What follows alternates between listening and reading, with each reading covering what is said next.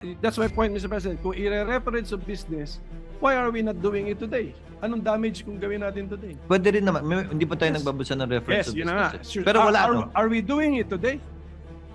Kasi February 5 pa yun. That's why I'm mentioning the date that it was received, February 5. So can we include it in the reference of business today?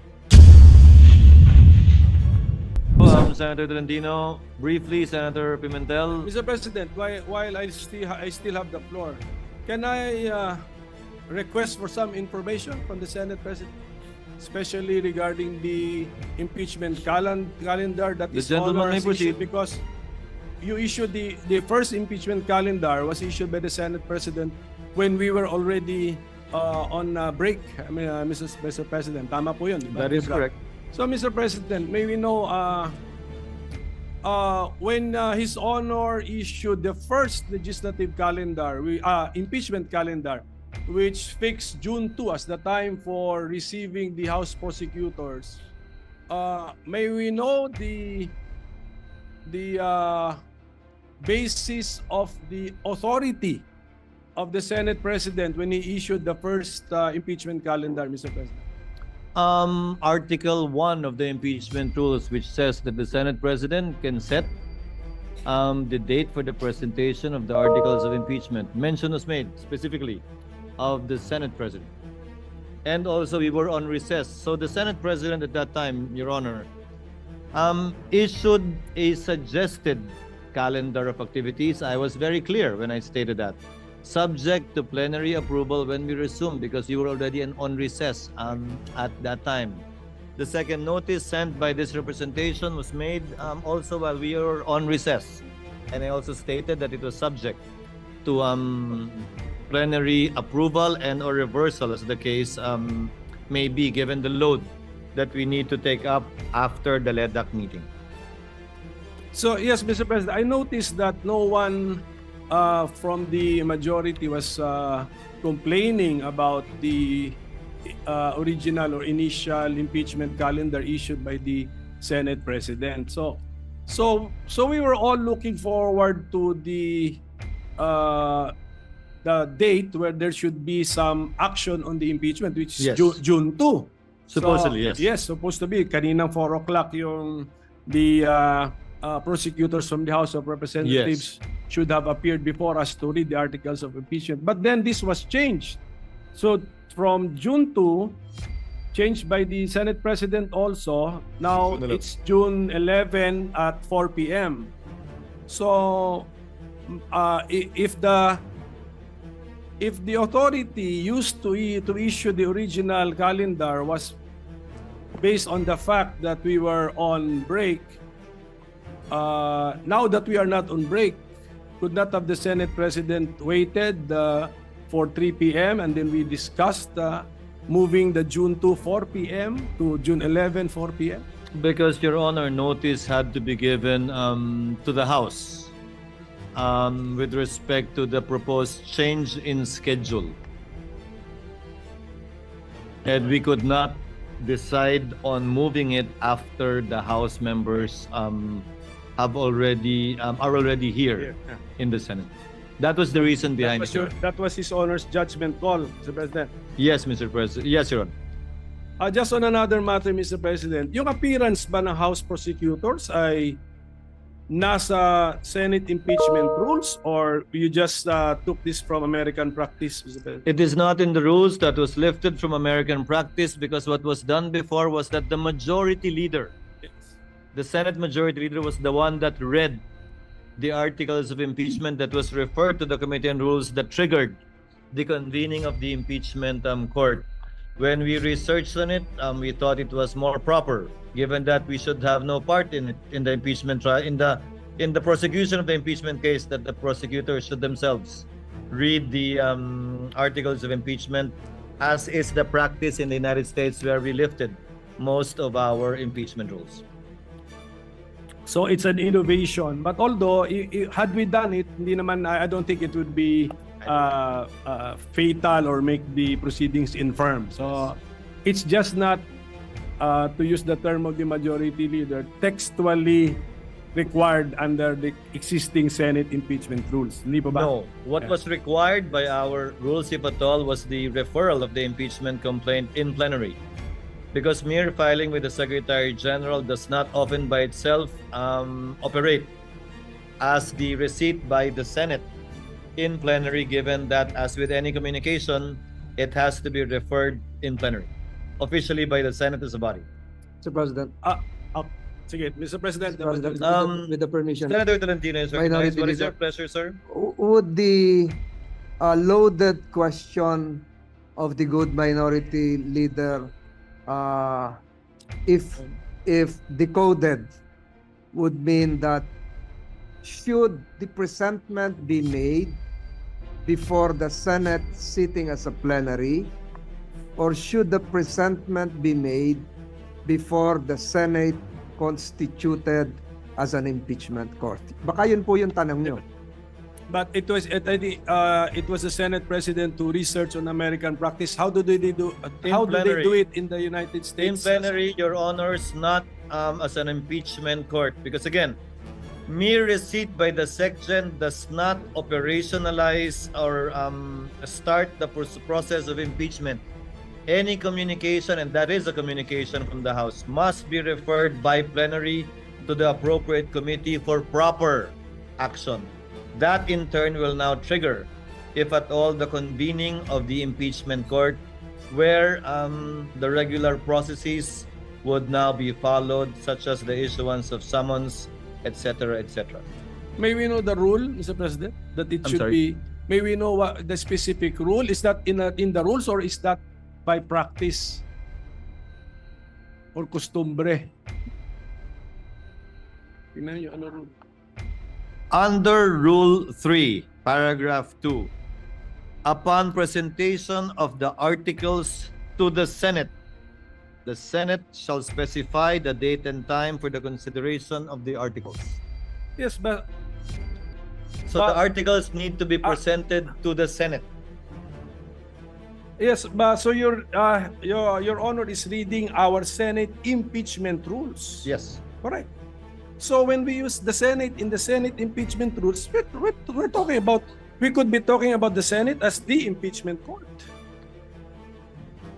Because We it's the have- Senate. And by virtue of the procedure in Articles 1 to 3, we have not yet convened the court, Your Honor.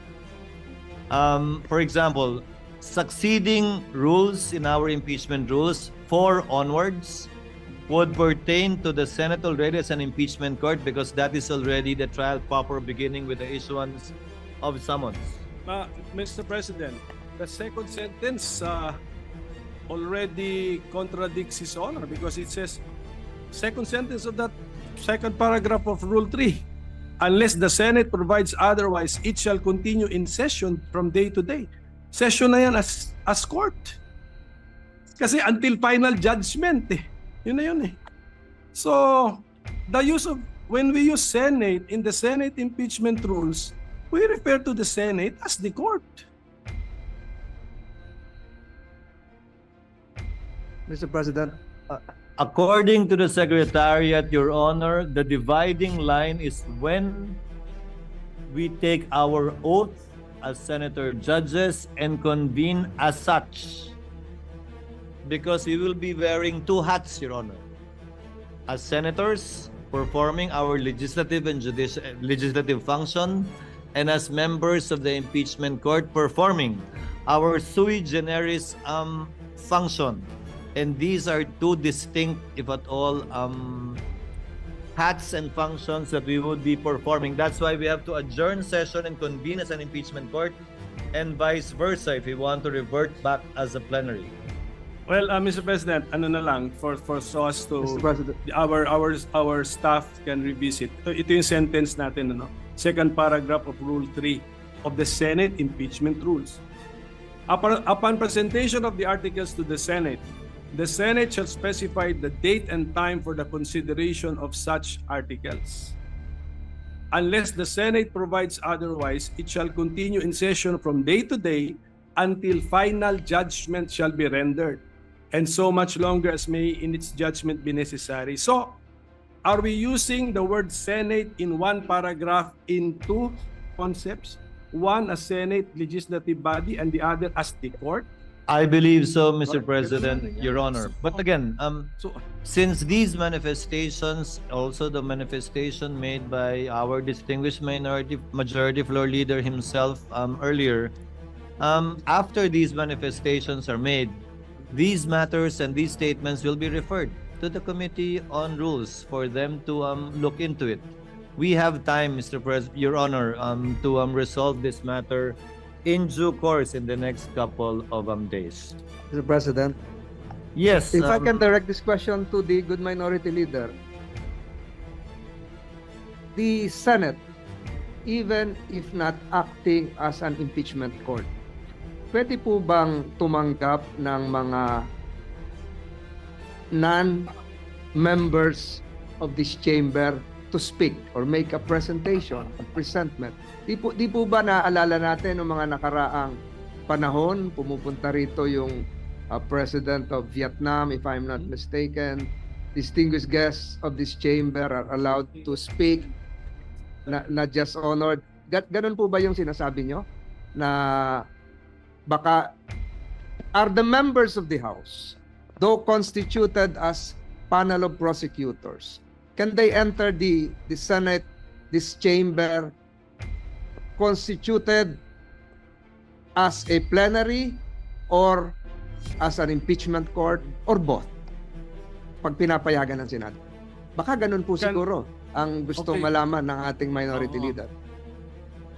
just for the information of the majority leader, yung appearance of the House prosecutors before the Senate kanina sanang 4 o'clock, June 2, appeared in the impeachment calendar prepared by the Senate President. Hindi ako may idea nun. At saka, when we read our Senate impeachment rules, wala din dun yun.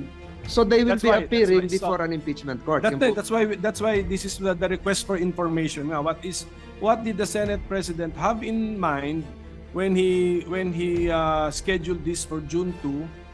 And I think it's clearly, since 4 p.m. siya, it's clearly an appearance before Senate, Yes. the plenary session of the Senate. Again, the Yes. basis is U.S. practice. That is how they do it in the United States, where we lifted portions of our own impeachment rules. That's where it came from. Practice and precedents in the United States. And per our legislative rules, we can waive the rules so that we can allow suspend the non-members rules to allow speak. Di ba dito, recently, nagsalita rin si former UN Secretary Korean, General. South Korean. Ah, The South Korean. Yes, that's UN Secretary General. So That can be so we allowed. can do it. Yes. Again, that can be allowed. Again, plenary action is necessary, and the plenary will decide on this matter.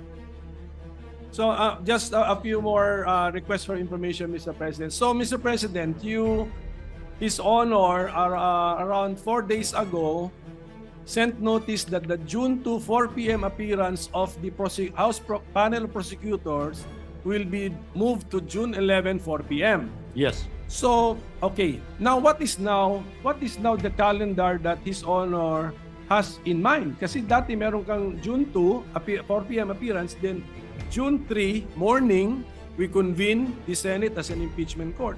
So where is that? Where is this convening now? Where is it now when you move the appearance to June 11? Sabay na po, because by that time, by June 11, wala na rin po tayong hinahabol na kailangan i-second or i-approve kung meron man, ratification na lamang ng mga bicameral conference committee reports.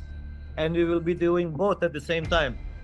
If at all, the reading of the articles of impeachment, the referral to the Committee on Rules, the convening of the impeachment court, if at all again, the oath of the senator judges, if at all again, all that we can do as an impeachment court would be to issue summons, Yes. Oh, requiring the respondent to answer within 10 days. but were we sent notices na ganun ang mangyayari? I'm sorry? Were the senators sent notices or informed that after the appearance of the House panel of prosecutors, there's a possibility that we will convene as a court? Para ready kami. Wala pa. Wala pa nga. Kaya Wala malapit pa. na po yung June 11. Wala pa naman talaga eh. Kasi nung pinadala yung notice na yan, it was addressed, if you notice, it was addressed to the House. that they will be presenting the articles of impeachment on that date. The notice, insofar as the impeachment court itself is concerned, these discussions would be very helpful, Your Honor, because this will be part of how the Senate as a body will be deciding on what to do after the articles of impeachment shall have been read and presented before the body. Yes, but Mr. President, nung in-issue kasi ninyo yung impeachment calendar last February, at least you were that detailed na sinabi nyo na po yung convening of the impeachment court. Ngayon sana po, nung dinifer si June to appearance, sana pati po yung convening as an impeachment court, nasabi na rin when that is para may idea. Well, thank you for the opportunity to clarify. Since that is our last day, this representation has no intentions of actually convening the court, if at all, on another date other than the 11th, unless the Senate as an impeachment court provides otherwise. So we will be convening on that date, barring any unforeseen circumstances, barring any procedural motions that will be made, and will be settled by the plenary at that time.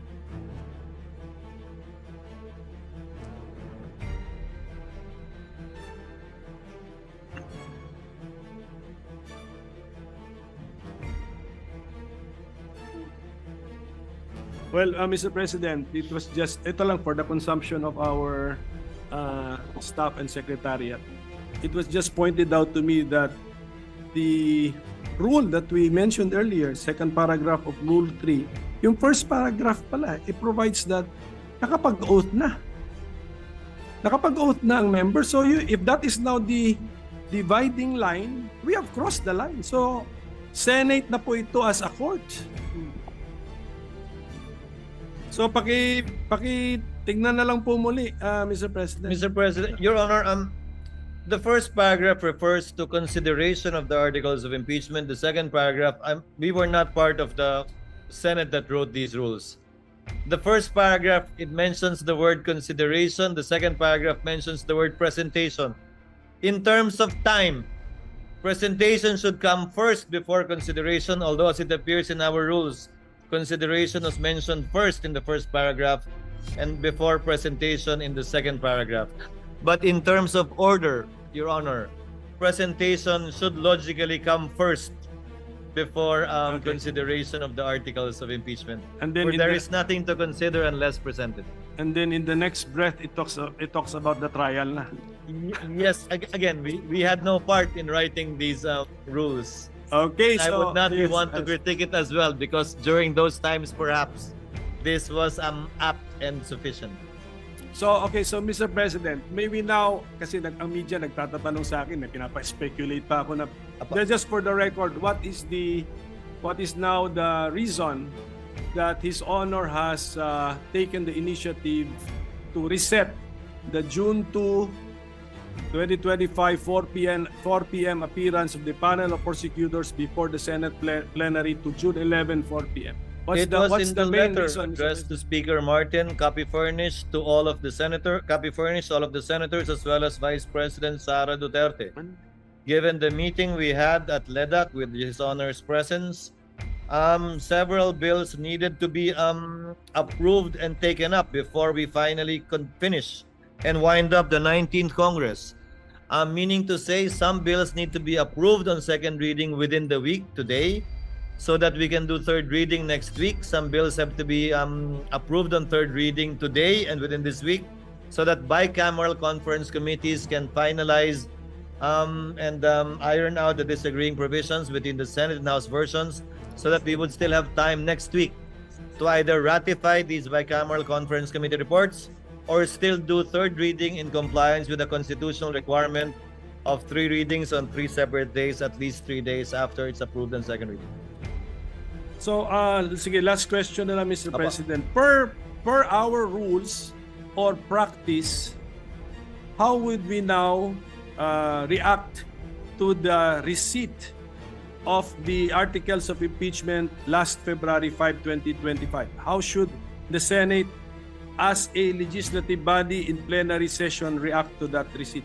In line with Article 1 of our impeachment rules, which makes mention of the authority and responsibility of the President of the Senate That is why I set the schedule for the articles to be read in plenary, which in turn would trigger, if at all, the creation of the impeachment court, which, if at all, would now proceed with the issuance of summons for the respondent or defendant. Would not the impeachment complaint received last February 5, 2025 be included in the reference of business?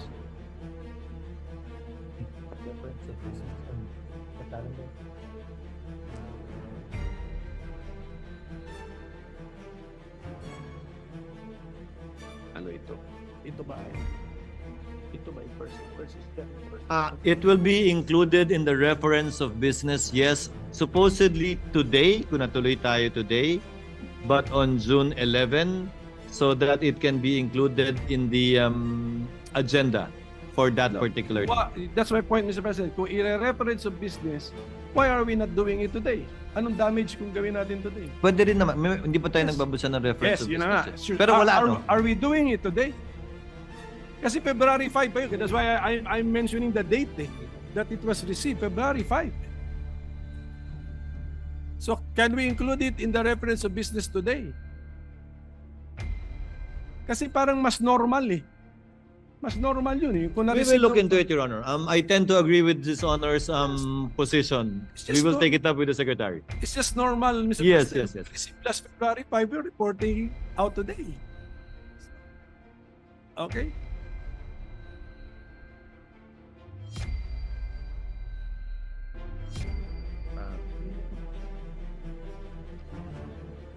Off the record, they explained the reason behind it. But I tend to agree with Your Honor, and I'll ask the Secretary to consider it. Because in the past, as they said, it was the majority leader who read it, and not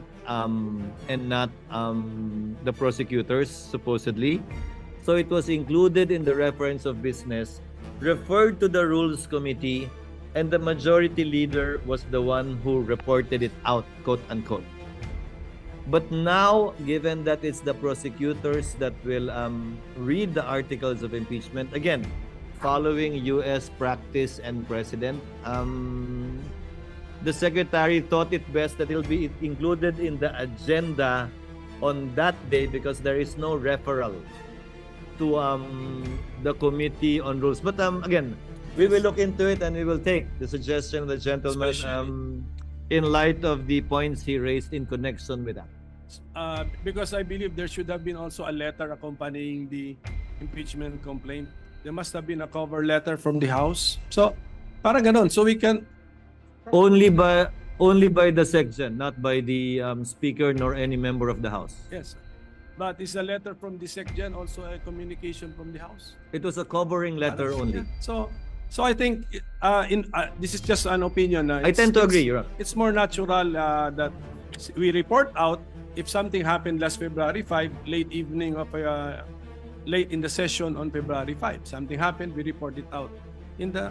So it's more natural if we report it out immediately, Mr. President. So I tend to agree, Your Honor. That's my point, Mr. President. I will take it up with the committee secretary. So with that, Mr. President, I thank you for answering my questions. Thank you, Your Honor. I just wanted to request some information. Thank you. Thank you, Honor. What is the pleasure of the Honorable Ontiveros? Salamat, Tabi, Mr. President. Gusto kong magdagdag ng point dun sa binanggit pareho ng majority leader, ng minority leader at pati ng Senate President. Yung references sa US practice and precedent. Kaugnay nung isa sa mga issue na pinag-usapan dito sa floor. Kung pwede ba o dapat bang mag-carry over yung impeachment process mula sa 19th Congress hanggang sa 20th Congress. And I would just like to put this on the record, Mr. President. Galing po ito sa isang piyesa authored ni UP Professor Paulo Tamase, nag-appear po sa June 2025 issue ng Philippine Law Journal. Sabi po dito, Emerging Issues in Impeachment, page 19 dun sa journal, allowing impeachment to cross over Congresses is consistent with American practice. Following the practice of the United Kingdom, Thomas Jefferson's Manual of Parliamentary Practice states that an, quote, impeachment is not discontinued by the dissolution of Parliament, but may be resumed by the new Parliament, close quote. The US Congress, na binanggit ng Majority Leader, ng Minority Leader at ng Senate President, the US Congress has observed this for over 200 years, from the 1803 impeachment of Judge John Pickering to that of Judge Porteus in 2009. In Congress, impeachment proceedings are not discontinued by a recess. The following impeachment proceedings extended from one Congress to the next. 5 halimbawa, Mr. President, sa article na ito. Babangkitin ko lang yung pang-apat kasi yun pamilyar sa ating mga Pilipino. 4. The impeachment of President Clinton was presented to the Senate after the Senate had adjourned sine die. After, Mr. President, the Senate had adjourned sine die for the 105th Congress, and the Senate conducted the trial in the 106th Congress, Mr. President. So, for the record lamang po, dahil very, very pertinent sa binanggit ng Majority Leader, ng Minority Leader, at pati ng Senate President na following US practice and precedent. And with one very recent concrete example po dun sa impeachment ni US President Clinton. So I hope that we can consider this in our own decision-making, Mr. President, even after the rescheduled presentation by the House prosecutors to the Senate as an impeachment court on 11th June. Salamat tabi, Mr. Duly President. noted and entered into the records. Majority Floor Leader. Just to reiterate again, yung nabanggit ko po kanina nga, magkaiba yung sa Philippine Senate at US Senate kasi ang naiiwan sa US Senate tuwing mag-ieleksyon ay 67 senators, enough to constitute a quorum out of 100 senators and enough to convict or acquit. Sa atin po, 12 lang, not enough to have a quorum of 13, more so a number of 16 to convict or acquit. But be that as it may, Mr. President, we have all the discussions done, and I think this would really be part not just of the discussions that whatever case would be elevated to the Supreme Court would eventually be decided in the near term. Mr. President, I seek a minute suspension, Mr. President. Session is suspended.